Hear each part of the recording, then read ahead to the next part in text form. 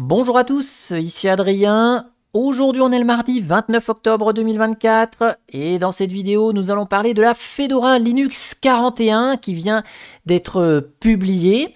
Elle sera supportée pendant 13 mois jusqu'au mois de décembre 2025. Comme toutes les versions de Fedora Linux, elle est supportée jusqu'à la version N+2 plus un mois, donc un mois après la sortie de Fedora Linux 43. Alors comme d'habitude, on va explorer ensemble les nouveautés de cette version de Fedora Linux 41. Je vous démarre une machine virtuelle comme on a l'habitude de le faire. Alors, au niveau du processus d'installation, je vais vous le montrer de façon très rapide, il n'y a pas de changement particulier. Vous savez, depuis un petit moment, on nous promet un nouvel outil d'installation. Il n'est toujours pas prêt, il y a encore des bugs, des problèmes de performance. Donc, on se retrouve avec toujours cet outil d'installation que l'on a depuis un certain nombre de versions.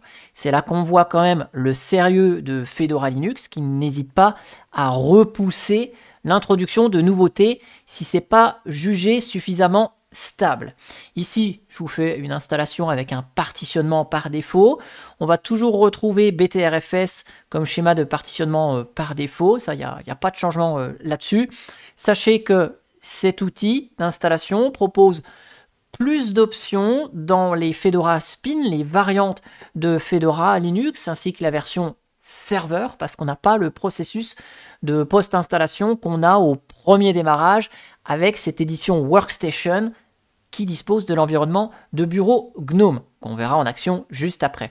Je vous accélère comme d'habitude l'installation et je vous reprends au premier démarrage de cette Fedora Linux 41.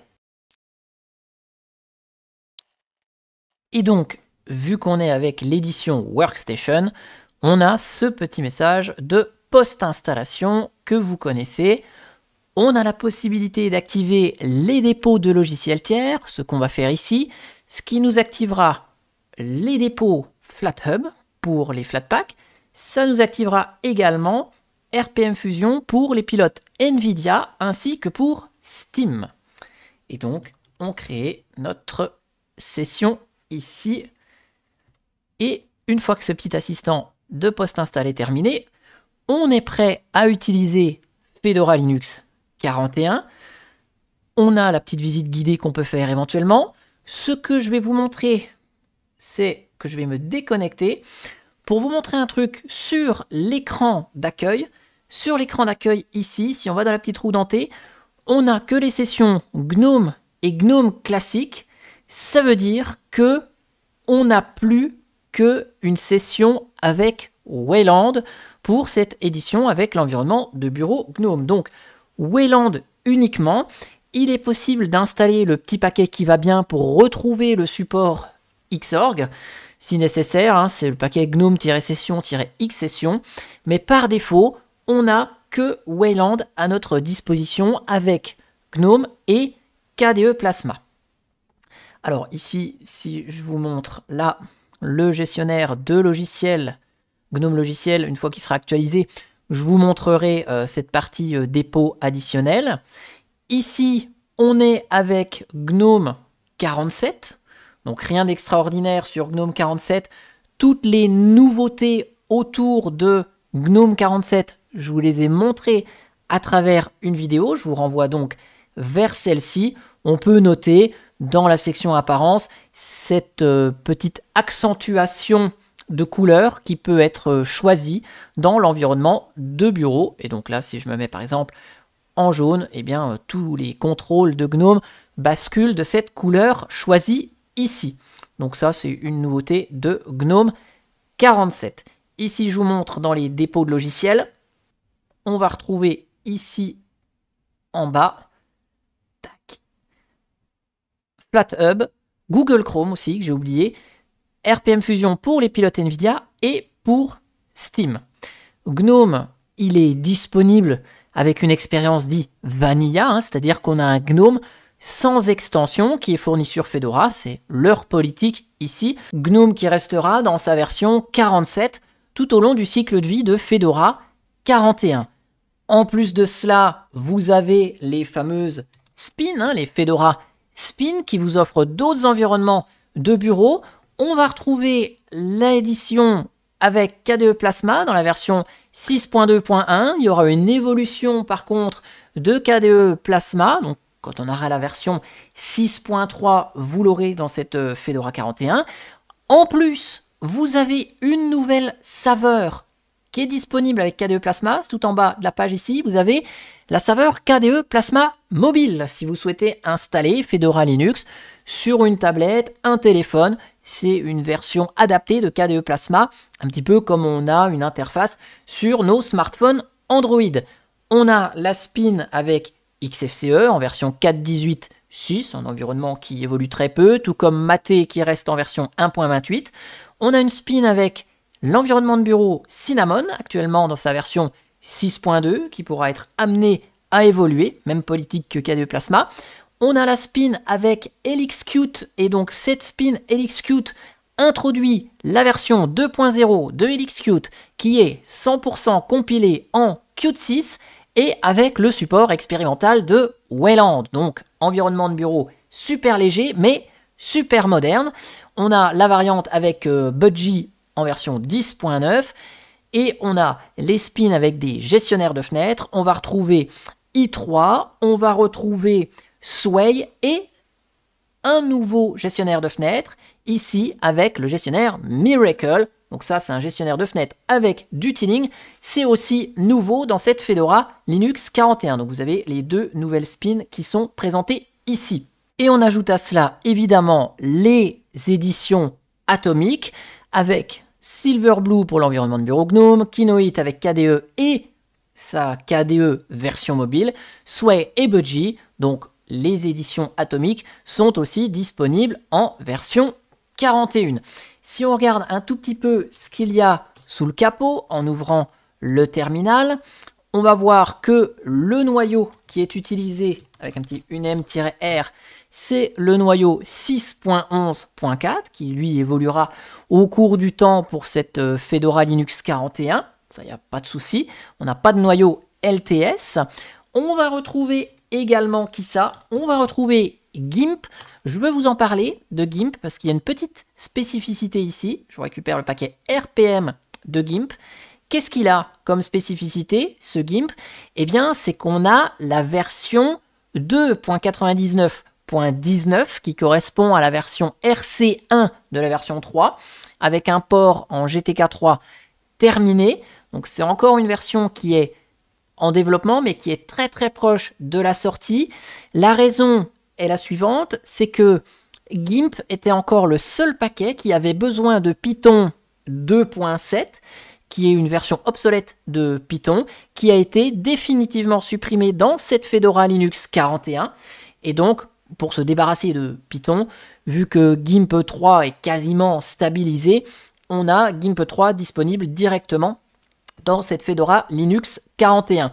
Donc là, je vous montre juste à quoi ressemble GIMP 3. Il n'y a rien d'extraordinaire de ce côté-là.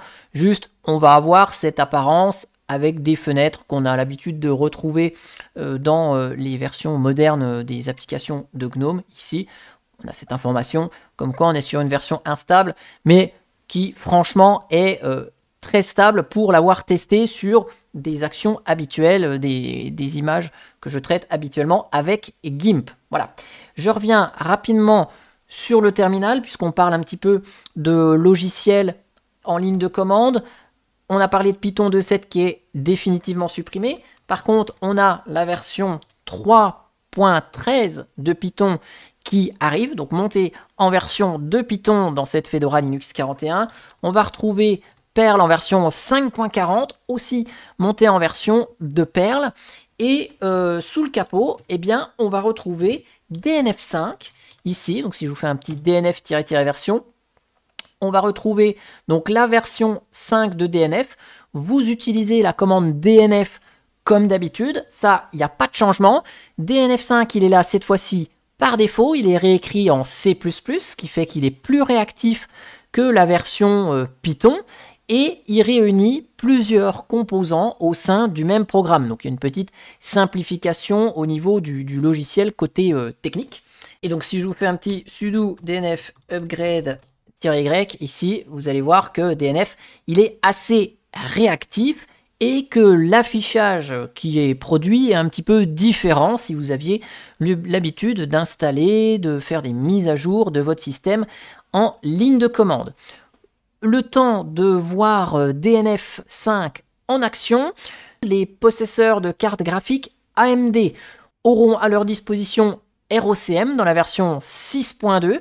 ROCm, c'est un équivalent de CUDA à NVIDIA, ce qui va vous permettre de faire du calcul avec votre carte graphique AMD, du calcul GPU, notamment utile pour l'intelligence artificielle. Vu qu'on parle de cartes graphiques pour les possesseurs de cartes graphiques NVIDIA, directement dans GNOME Logiciel, si vous tapez NVIDIA, vous allez retrouver à nouveau la possibilité d'installer ces pilotes propriétaires de votre carte graphique depuis GNOME Logiciel. Ça va été retiré il y a quelques versions de cela parce que le Secure Boot, qui est généralement préactivé sur les machines, empêchait le fonctionnement des pilotes NVIDIA, parce qu'ils ne sont pas signés. Là, maintenant, Secure Boot est supporté sans rien faire. Les pilotes NVIDIA vont être automatiquement signés. Il n'y a plus besoin de désactiver Secure Boot ou de signer les pilotes à la main, comme on l'a vu à travers une précédente vidéo. Donc, toutes les actions sont faites automatiquement. Et quand vous allez redémarrer la machine, vous allez devoir confirmer le mot de passe de la clé qui s'est générée pendant l'installation qui vous sera proposée quand vous cliquerez sur le bouton installer. Donc, support natif des pilotes NVIDIA avec Secure Boot sans avoir besoin de la ligne de commande. Vous voyez, c'est les pilotes NVIDIA en version 560 qui sont présents ici. Les versions atomiques de Fedora, donc les Silverblue, les Kinoite, etc., elles ont une petite nouveauté, c'est qu'elles vont pouvoir être mises à jour sans droit d'administrateur. Donc, directement avec GNOME Logiciel, vous pouviez mettre à jour votre système sans demande de mot de passe. Là, c'est le cas également en ligne de commande. Ainsi, on va pouvoir avoir une facilité de mise à jour des systèmes sans avoir besoin de droit utilisateur. On est sur une atomique, le concept est un petit peu différent. Alors évidemment, il y a bien d'autres nouveautés telles que des outils comme Fedora Repo Query, des modifications telles que NFTables au lieu d'IPTables pour gérer le réseau avec libvirt qui vous propose de faire des machines virtuelles sur Fedora Linux, ou des suppressions de composants qui ne sont plus utilisés comme par exemple PHP qui n'est plus disponible en architecture 32 bits. Mais j'ai voulu synthétiser tout ça de façon globale, avec quelques éléments ici qui peuvent vous être très utiles. Sachez que Renaud, comme à son habitude, a fait un magnifique article sur son blog qui va récapituler pas mal d'informations en français sur cette sortie de Fedora Linux 41. Donc ce sera quand même beaucoup plus facile à lire que les notes de version si vous n'êtes pas très à l'aise avec l'anglais. Sachez que si vous êtes sur Fedora Linux 40. La mise à niveau va vous être proposée vers Fedora Linux 41, mais aussi si vous êtes sur Fedora Linux 39. Vous l'aurez graphiquement avec GNOME Logiciel et Discover si vous êtes sur KDE. La mise à jour sera possible aussi avec DNF System Upgrade en ligne de commande si vous avez une autre édition. Sachant que la fin de support de Fedora Linux 39, c'est dans un mois. Donc si vous êtes sur la version 39, va falloir y songer.